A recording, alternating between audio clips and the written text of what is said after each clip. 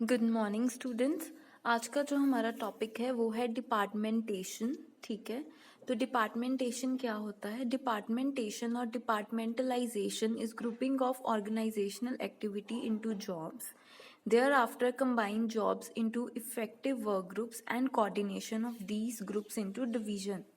तो डिपार्टमेंटलाइजेशन में होता है कि हम ना जो जॉब्स हैं उनको डिवाइड कर देते हैं डिफरेंट डिफरेंट डिपार्टमेंट्स में। ठीक है, it is the process of grouping activities of an organisation into number of separate units.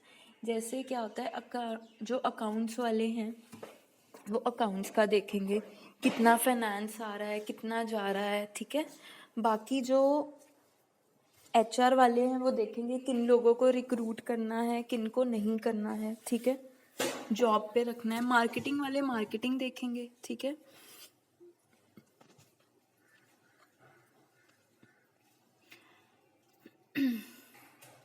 according to Coons and O'Donnell, a department is a distinct area, division, or branch of an enterprise over which a manager has authority for the performance of specified activities. तो जो भी activities एक department में branch में हो रही है वो मैनेजर जो है वो उसका ध्यान रखता है।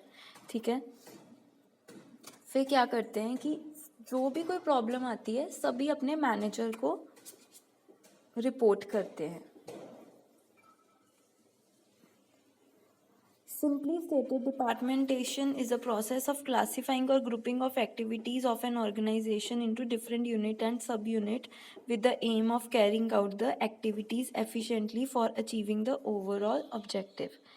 तो क्या होता है कि आपने देखा होगा किसी भी ऑफिस में या किसी भी कंपनी में एक होता है HR department, research and development department, then finance department, marketing department. तो ये सब क्या है, अपनी अपनी एक्टिविटीज़ के ऊपर फोकस करते हैं।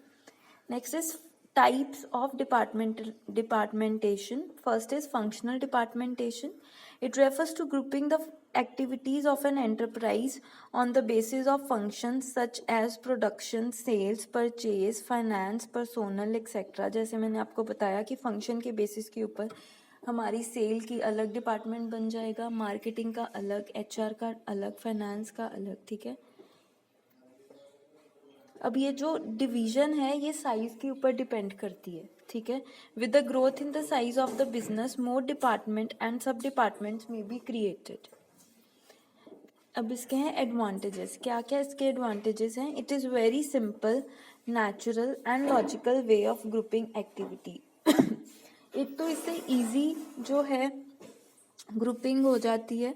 It promote specialisation. अब जिसने स्पेशलाइजेशन की है मार्केटिंग में वो मार्केटिंग हेड बन जाएगा, जिसने सेल्स में किया सेल्स हेड बन जाएगा, ऐसे परचेज हेड बन जाएगा, और वो क्या है ज़्यादा एफिशिएंटली काम कर पाते हैं। Next is it facilitates coordination both with in the function and at the inter departmental level. तो क्या है, अगर देखो फाइनेंस और एचआर मैनेजर हैं वो अच्छे दोस्त भी हैं तो अच्छी कोऑर्डिनेशन हो जाती है उनकी। ठीक है, it generates a high degree of centralisation at the level of chief executive. ठीक है, नेक्स्ट इज इसके क्या क्या डिसएडवांटेजेस हैं। अगर तो आपकी अच्छी कोऑर्डिनेशन नहीं है दूसरे मेंबर्स के साथ, ठीक है, जैसे दूसरे डिपार्टमेंट के साथ, तो आपकी लड़ाइयाँ हो सकती हैं।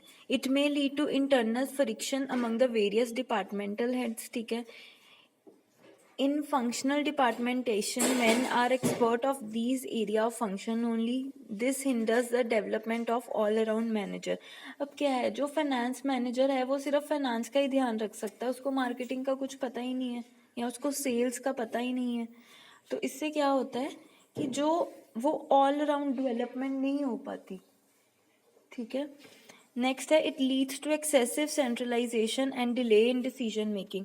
डिफरेंट डिफरेंट डिपार्टमेंट्स हैं, सारे डिपार्टमेंट्स अपने अपने डिसीजन लेके फिर एक जो टॉप लेवल मैनेजमेंट ने डिसीजन लेना है सबको कंसिडर करके लेना है। इससे क्या होता है, एक तो डिसीजन लेने में टाइम लगता है, ठीक है, और सेंट्रलाइजेशन ज़्यादा हो जाती है।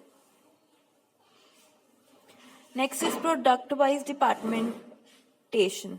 The grouping of activities on the basis of product is very popular with large organization having distinct type of products. Under this method, all activities related to one type of product are put together under one department under the direction of a production manager. ठीक है, तो कभी कभी क्या होता है, product के basis पे डिपार्टमेंटेशन हो जाती है. An electronic company for instance में हैव डिफरेंट डिपार्टमेंट्स. जैसे सैमसंग है, उनके डिफरेंट डिपार्टमेंट्स हो सकते हैं. टेलीविजन का डिफरेंट, मशीन का डिफरेंट, वॉशिंग मशीन का डिफरेंट. तो क्या है, डिपार्टमेंटलाइजेशन उस अकॉर्डिंग हो जाती है. जैसे एलजी के टीवी भी आते हैं, देन कंप्यूटर्स भी आते हैं, लैपटॉप्स आते हैं, मोबाइल्स आते हैं. इसके एडवांटेजेस क्या हैं? It ensures better customer service. Unprofitable product line can be easily determined.